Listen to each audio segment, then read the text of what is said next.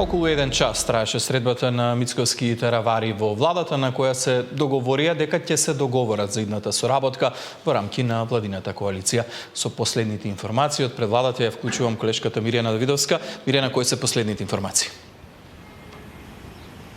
Да, Иван, заврши средбата помеѓу Мицкоски и Таравари, која се одржа овде во владата. Траеше околу час и 15 минути, но заврши без некој конкретен резултат. За оваа средба од владата брифираат дека се одвивала во конструктивен дух. Разговорите велат дека ќе продолжат и во следниот период, во текот на месец мај, и до крајот на месецот би требало да се знаат ставовите за функционирањето на Алијанса на албанците на Таравари. Инаку на оваа средба премиерот Мицкоски ги потврдил и ги повторил веќе јавно објавените ставови во врска со нивната соработка во владата. Бидејќи ниту двајцата не дадоа изјава, решија да не излезат пред јавноста за да кажат за што конкретно разговарале. Ние се обидовме да добиеме став и од Таравари, кој што во телефонски разговор за Сител вели дека пријателска била оваа средба. Разговарале за позициите на двете страни и потврди дека ќе продолжат овие разговори до крајот на мај. Ќе го имаат и конечниот став во однос на останувањето во владата. Тој вели дека на утрешниот состанок на претседателството на партијата ќе ги пренесе сите ставови кои што си ги размениле на оваа средба со премиерот, но вели дека нема да се носи некоја конечна одлука во партијата. Мирјана, овие позитивни ставови по средбата Мицкоски и Таравари доаѓаат како изненадување ако се земат во предвид изјавите кои што претходно во текот на денот ги дадоа за медиумите и Мицкоски и Таравари. Мицкоски тврдеше дека има само две опции, Таравари некако звучеше многу слично на наративот на Дуи.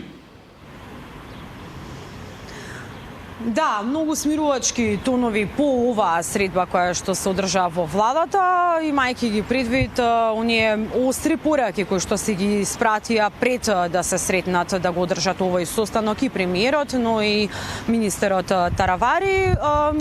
Во текот на денот можевме да слушнеме дека премиерот изјави дека без разлика на тоа дали ќе остане Таравари во владата или не, владата е стабилна и тој исто така јавно ги истакна неговите ставови дека Таравари има две опции за кои што може да се одлучи да остане во оваа влада на реформи и на промени или пак да се придружи на онаа опција која што, како што вели тој, 2 децении ја криминализираше државата и ги уништуваше институциите.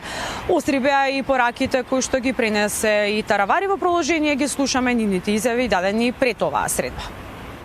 Во политиката ние комуницираме долго време.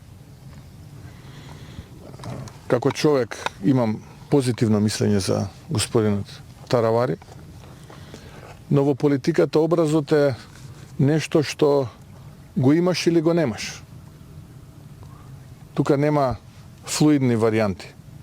Или имаш, или немаш. Или држиш до зборот, или не држиш до зборот.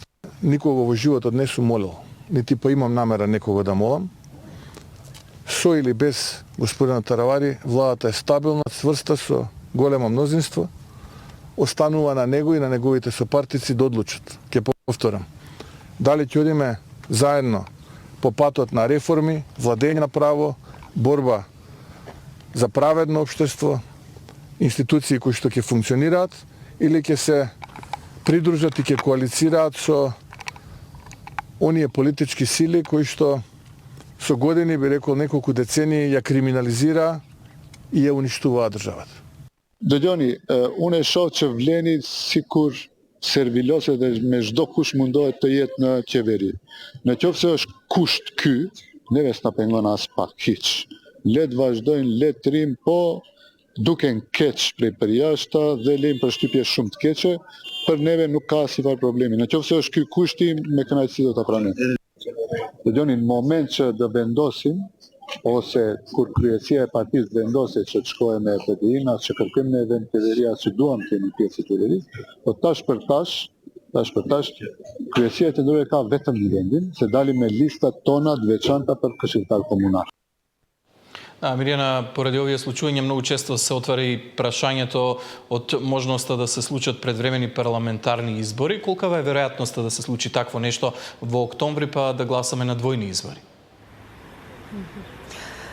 Иван, сепак по оваа средба не може да се знаат кои се јасните позиции на двете страни, иако и од двете страни добивме потврда дека ете разговорите ќе продолжат во текот на следниот период, иако не слушнавме во каков формат ќе продолжат и каков ќе биде сепак исходот, но слушнавме од премиерот дека владата е стабилна и дека дури излегувањето на Таравари нема да смени ништо, па дури самиот министер Таравари рече дека не е за предвремени парламентарни избори. Кога се во прашање предвремени парламентарни избори, ваков став имаат речиси сите политички лидери, освен ДОИ кои што инсистираат на ваков потек.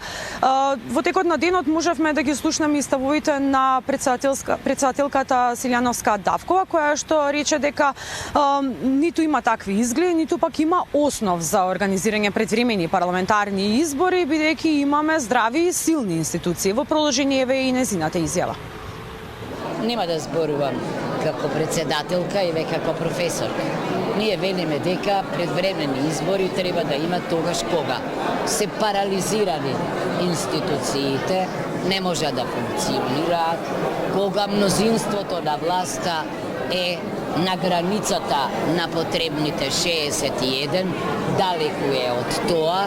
Впрочем, помина неполна една година, мислам дека да, имаме проблеми, дел од нив наследени, дел од нив нови, меѓутоа јас гледам дека институциите се справуваат со сиве овие проблеми. Значи, да, ќе имаме редовни локални избори, локалните избори го отсликуваат расположението на граѓаните, понекогаш се лакмус за тестирање и на успешноста на власта, но апсолутно нема потреба од парламентарни избори. Да, Мирјана, посредбата јасно е дека разговорите Мицкоски Таравари продолжуваат со најава за договор до крајот на мај. Ти благодарам за ова вклучување во Централ.